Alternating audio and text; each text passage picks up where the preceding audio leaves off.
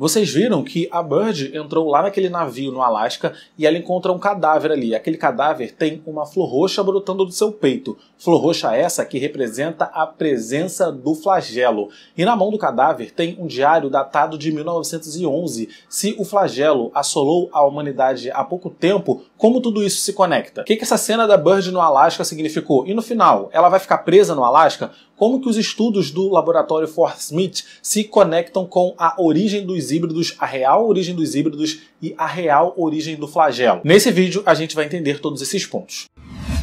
Fala galera, como é Matheus Mendes, sejam muito bem-vindos a mais um vídeo aqui do canal. Vídeo esse pra gente falar de Sweet Tooth. Eu amo essa série, eu amo demais essa série. Eu amei a primeira temporada e eu gostei ainda mais da segunda temporada. E parece que agora, finalmente, os mistérios vão começar a ser revelados. Mas se você é inscrito aqui nesse canal, você vai descobrir esses mistérios em primeira mão. Se você não é inscrito nesse canal, essa é a oportunidade, né? Clica aí no botão de se inscrever, se inscreve pra você acompanhar meus próximos vídeos. Eu falo bastante de séries e filmes aqui, e com essa segunda temporada de Sweet Tooth chegando, eu vou fazer um montão de vídeos sobre essa série. E você pode também me seguir no Instagram, que é para acompanhar uma extensão do meu conteúdo que eu levo para lá, e você ainda me dá uma força, então me segue por lá também. Importante a gente entender que Sweet Tooth é uma série baseada nos quadrinhos da DC Comics em 40 edições, que foi finalizado em 2013. É claro que a série está expandindo muito o universo. A série está mostrando coisas que não tem nos quadrinhos. A série está adicionando personagens, mas o centro, o cerne, o core, né, o núcleo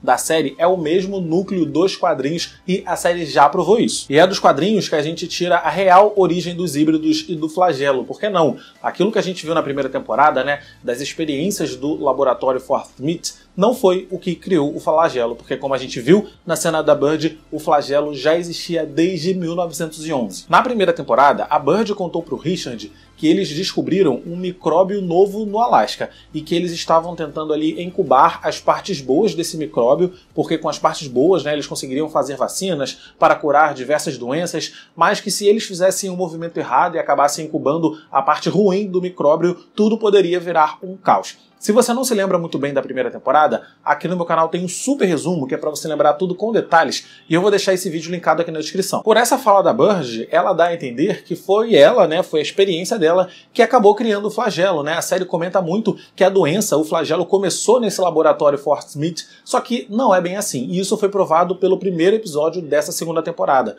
Quando a Bird encontrou o cadáver, ela encontrou um cadáver que foi morto pelo flagelo, e esse cadáver foi morto pelo flagelo em 1911. É a data que tá ali no diário, e a flor roxa, tá uma flor roxa enorme em cima dele, comprovando pra gente, telespectador, que o flagelo esteve ali. Então, o flagelo já existe há mais de 100 anos. Mas como que tudo isso se conecta, a gente vai entender agora. E aí a gente precisa voltar no tempo. Precisamos voltar para 1911, onde nós conhecemos Louis, um jovem físico. Ele estava prometido, né, em casamento para a filha de um dos caras mais importantes da Inglaterra na época, só que ele decide adiar o casamento ali em alguns meses para partir em uma missão de evangelização das tribos Inuites no Alasca. Inuites são membros dessa tribo indígena esquimó que vive no norte do Canadá e no Alasca. O Louis, ele partiu para o Alasca para catequizar essas pessoas, e ele foi. Inicialmente, ele mandava carta direto para sua esposa, ele sempre escrevia para a esposa, eles estavam trocando muitas mensagens, só que a partir de certo dia, ele parou de se comunicar. 6 meses se passaram e Louis não mandou nenhuma carta, e nenhum dos missionários que foi nessa expedição com Louis se comunicou de volta com a Inglaterra. Com isso, o futuro sogro do Louis organizou uma expedição para ir atrás dos desaparecidos no Alasca. O cunhado do Louis, que foi o líder dessa expedição, ele era um médico e se chamava Dr. James Tucker. Sim, foi o cunhado do Louis que a gente vê a Bird encontrando o cadáver. Foi ele que escreveu aquele diário. James Tucker foi até o Alasca em um navio com alguns tripulantes, e esse foi o navio que a Bird encontrou. O final dessa história vocês já sabem, né? Deu tudo errado, eles não conseguiram voltar para a Inglaterra, não conseguiram voltar com o Louis para a Inglaterra, porque todo mundo acabou morrendo com o flagelo, o navio ficou perdido no Alasca, até que a Bird encontrou agora nessa temporada tanto o navio quanto o diário. Sim, foi isso que aconteceu, mas agora a gente vai entender com detalhes como. Chegando no Alasca, o Dr. James Tucker monta ali um acampamento e ele parte a pé com 2 amigos para procurar pistas do Louis. E eles andam 5 dias se passam e eles não veem nada, só gelo na sua frente,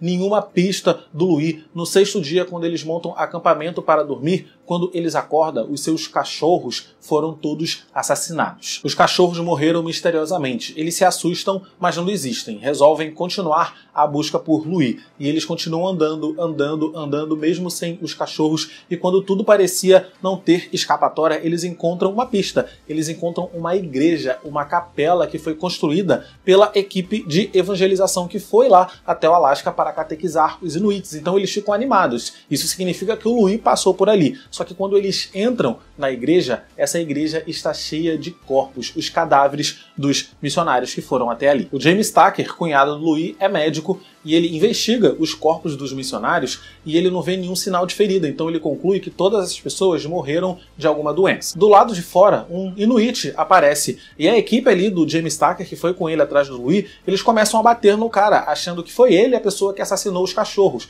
Então eles entram ali numa luta corpo a corpo até que o Louis chega para salvar esse indígena, né, para salvar esse Inuit e joga uma lança contra um dos ingleses. E aí todo mundo de novo entra em um combate corpo a corpo. Louis então revela que foi ele que matou os cachorros, que ele estava tentando fazer com que eles desistissem de encontrá-lo, que eles fossem embora. Louis diz que estava tentando proteger essa galera da doença que acabou matando os missionários. Doença essa que agora estava ameaçando toda a tribo dos Inuits. Louis diz que ele irritou os deuses. E aí ele começa a contar para o James Tucker o que aconteceu a partir do momento que ele chegou no Alasca. Louis acabou se apaixonando por uma nativa e se casou com ela. Sim, ele esqueceu que tinha uma noiva, né, esperando para casar com ele na Inglaterra. Por isso que ele parou de escrever. Em uma das suas caçadas, o Louis acabou encontrando uma espécie de fissura em um iceberg que levava até uma caverna subterrânea. Essa caverna a gente viu na visão do Dr. Singh, quando ele estava sob o efeito alucinógeno das flores roxas. A gente viu essa mesma caverna no diário de James Tucker.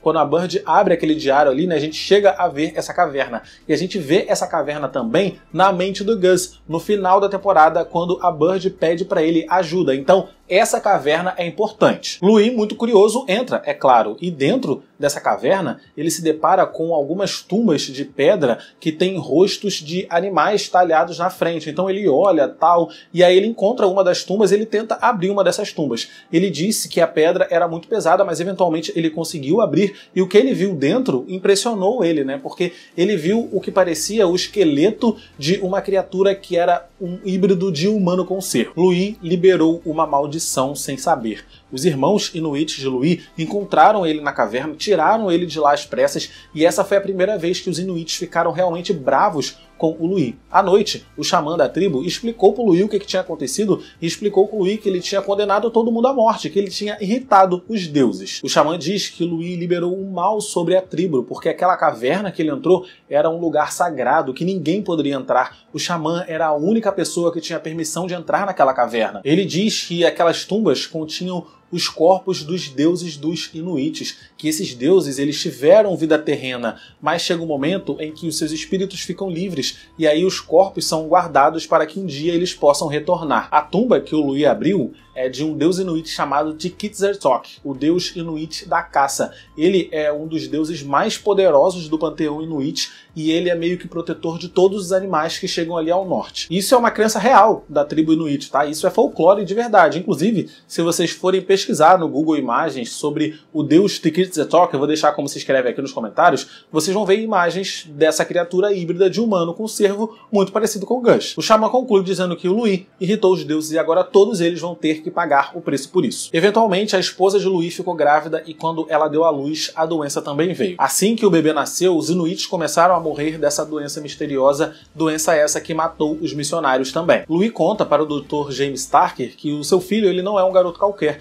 que o seu filho ele compartilha o corpo do deus Tikizertok, que ele veio para tomar essa terra, que a humanidade ela não é mais digna de viver aqui, porque a humanidade irritou os deuses, os humanos fizeram tudo errado. E aí quando Louis mostra o seu filho para o cunhado, né, adivinha o que é o filho do Louis? Ele é um bebê híbrido de humano com cervo, muito similar ao Gus. Sim, a doença e os híbridos chegaram ao mundo em 1911, mas eles ficaram adormecidos até então, até o laboratório Fort Smith, e lá no Alasca mexendo onde eles não deviam. E a doença ficou adormecida por todos esses anos, mais de 100 anos, por conta da atitude do Dr. James Tucker. Quando o Louis contou tudo isso para ele, ele percebe que ele também vai contrair essa doença, que ele já se expôs ao vírus e que ele já deve estar doente. Então ele resolve agir para tentar extirpar essa doença da Terra, para tentar fazer com que a doença ficasse presa só ali, naquele grupo, né, naquele pequeno grupo. James Tucker disse que se a doença chegou ao mundo com o filho do Louis deve sair do mundo, porque assim a doença também deve ir. E aí os ingleses que vieram com o Dr. James Tucker para encontrar o Louis ataca a tribo indígena, né, ataca os Inuits, e os Inuits não têm chance, porque eles lutam com arco e flecha, eles lutam com lanças, enquanto os ingleses têm armas automáticas. Então os Inuits morrem, a esposa do Louis leva um tiro na testa e o Dr. James Tucker pega a criança, né, o filho do Louis, o híbrido, e atira dentro da caverna que o Louis nunca devia ter entrado e sela a porta. Então o filho do Louis morreu, né? Porque se ele não morreu na queda quando o cara jogou a criança, ele com certeza morreu congelado depois. Mas a doença não foi embora com o híbrido. O Dr. James Tucker já estava doente. A sua tripulação também já estava doente, e aos poucos os homens foram morrendo. E aí ele entendeu que nunca voltaria para casa, ele entendeu que nunca veria essa família de novo, ele não ia voltar para a Inglaterra para levar essa doença para o continente. Ele se contentou em morrer ali sozinho, mas selando a doença dentro daquele navio com ele. Mas antes de morrer, ele conseguiu escrever um diário relatando todos esses acontecimentos, diário esse que a Bird encontrou. Agora a Bird sabe de tudo, agora ela tem a certeza de que não foi os estudos dela, né, não foi as experiências do laboratório Fort Smith que criaram esse flagelo. Eles apenas fizeram acordar uma doença que estava adormecida há mais de 100 anos. Inclusive, na série, quando o Dr. Singh está hipnotizando o Gus, ele diz que na hipnose o Gus pode acessar memórias que ele nem sabia que tinha, né? E aí o Dr. Singh fica pressionando o Gus para ele voltar à sua origem. O Gus volta ali até o laboratório Fort Smith, mas o Dr. Singh continua pressionando ele para ele voltar até mais, e aí as coisas começam a congelar, começa a ficar fria, né? Começa a cair ali uma neve, e o Gus vê o deus Tzertok na porta da cabana, confirmando na série que essa é sim a sua origem. E provavelmente as pegadas que a Bird encontrou quando ela saiu lá do navio são pegadas de Tzertok também, e provavelmente é também o Tzertok que está fazendo alguma coisa com a Bird, que está fazendo ela pedir ajuda ao Gus. Mais do futuro da Bird, né, esse final eu vou comentar com mais detalhes no meu vídeo de final explicado, que deve sair em breve aqui no canal. Mas é isso, eu vou ficando por aqui nesse vídeo, espero que vocês tenham gostado. Deixa o like, por favor, porque o like me ajuda muito, e coloca aqui nos comentários o que você achou dessa segunda temporada de Sweet Tooth também. Clica nos meus vídeos que estão aparecendo aqui do lado para assistir meus vídeos anteriores. É isso, tchau e até o próximo vídeo.